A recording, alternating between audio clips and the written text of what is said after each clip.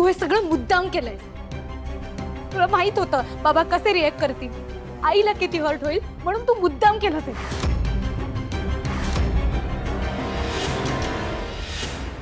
आई, अनु, बघ तुझी मुलगी कसं तोंड वर करून बोलतीये माझ्याशी.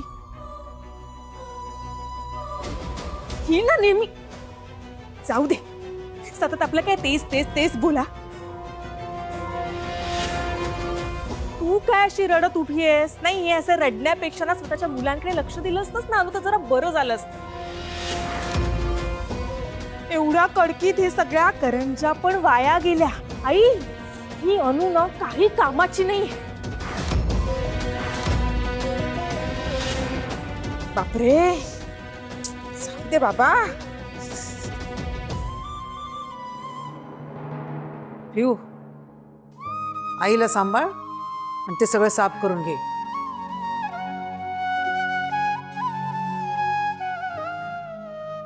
आई आई आई माझं ऐक ना, जाऊ दे ना. हां, तू सगळं विसरून जा. आपण उद्या वेगळं काहीतरी करू ना आजोबांसाठी. तू आत्ता काहीतरी खाऊन घे प्लीज. तू बाबांची वाट बघत बसली होतीस ना, तू काहीच खाल्लं नसशील. आई प्लीज माझं ऐक ना प्लीज. हां, तू जेवून घे चल प्लीज.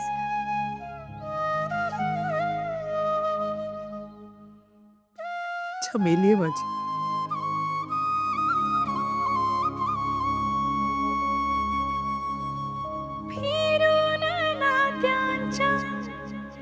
रेशमी गुंत्यात रंग भरून मायेचे मी संसार माझा रेखिते संसार माझा रेखिते वाट नवीही चालता मी संसार माझा रेखिते.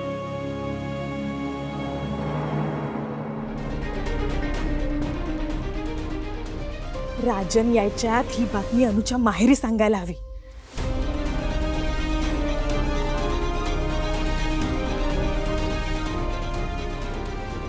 हॅलो सीमा, एवढ्या रात्री फोन केला, सॉल ओके ना? आपल्यासाठी सगळं ठीकच आहे, पण त्या अनुसाठी ठीक नाहीये. म्हणजे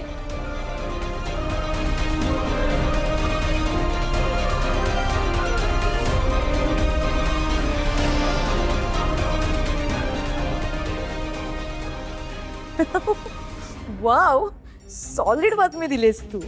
हे म्हणजे अविनाशनं स्वतःच्या पायावर धोंडा मारून घेण्यासारखं आहे. हा, ग्रेट. ते तसेच आहेत ग, पण आपल्याला याचा फायदा करून घ्यायचा आहे. ऐक ना दिव्या, तू उद्याच तुझ्या सासऱ्यांवर सकाळी हा बॉम्ब टाक आणि त्याचा धमाका असला झाला पाहिजे ना की भाऊजी पूर्णपणे हादरून गेले पाहिजेत. तू काळजीच करू नकोस. Just wait and watch. Good night.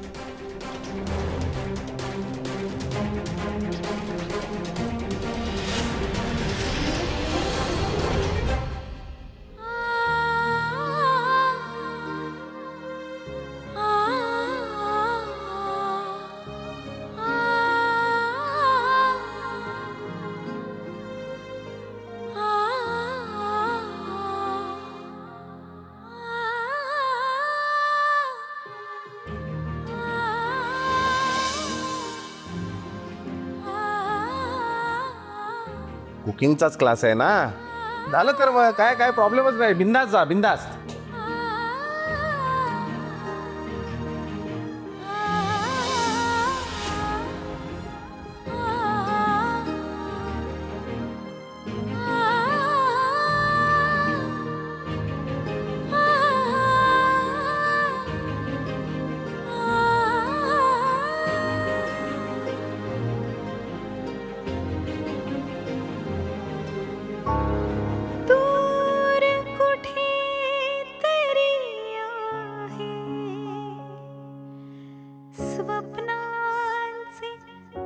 माझा नवरा नक्की कोण आहे जो माझ्यासोबत व्हॅलेंटाईन डे साजरा करतो, माझी काळजी घेतो, माझी आवड अपूर्ण राहू नये म्हणून घरच्यांच्या विरोधात जाऊन मला क्लासला जाण्याची परवानगी देतो.